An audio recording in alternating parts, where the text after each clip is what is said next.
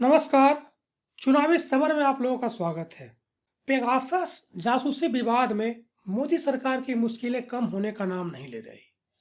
दरअसल एक तरफ जासूसी को लेकर जनता और विपक्ष सरकार के खिलाफ हमलावर है, तो दूसरी ओर कोर्ट भी इस केस पर पैनी नजर बनाए हुए है।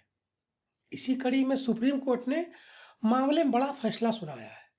आपको बता दें कि आलोचकों के अनुसार पेगासस विवाद में सरकार को खुद को बचाने का कोई रास्ता नजर नहीं आ रहा।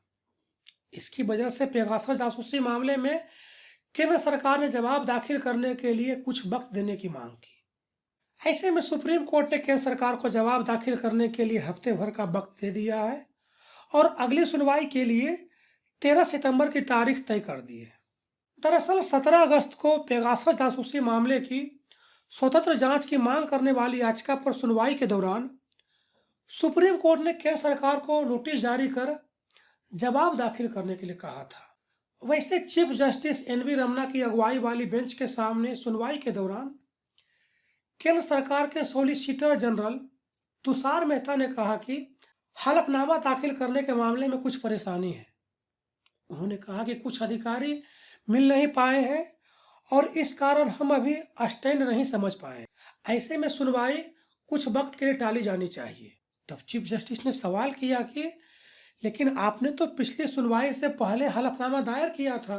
इस पर सॉलिसिटर जनरल ने कहा कि पिछली सुनवाई के दौरान सुप्रीम कोर्ट ने कहा था कि अगर केंद्र सरकार इस मामले में विस्तार से हलफनामा दायर करना चाहती है तो वह जवाब दाखिल करे। गौरतलब है कि पिछली सुनवाई में सुप्रीम कोर्ट ने कहा था कि हम बतौर कोर्ट ये नहीं चाहेंगे कि राष्ट्रीय सुरक्षा के साथ समझौता हो, लेकिन यहाँ आरोप है कि कुछ लोगों के मोबाइल को हैक किया गया और सर्विलांस किया गया। कोर्ट ने कहा कि ये भी कॉम्पिटेंट अथॉरिटी की इजाजत से हो सकता है। चीफ जस्टिस के बेंच ने कहा था कि हम सोच रहे थे कि केंद्र सरकार का जवाब इस मामले में विस्तार से आएगा, लेकिन जवाब लिमिटेड था, इसलिए हम इस मामले में केंद्र सरकार को नोटिस जारी करते हैं। वैसे सुप्रीम कोर्ट में पेगासस मामले की निष्पक्ष जांच के लिए 15 याचिकाएं लंबित हैं। यह याचिकाएं वरिष्ठ पत्रकार एन राम, राज्यसभा सांसद जॉन ब्रिटास, पूर्व केंद्रीय मंत्री यशवंत सिन्हा समेत कई जाने माने लोगों की है।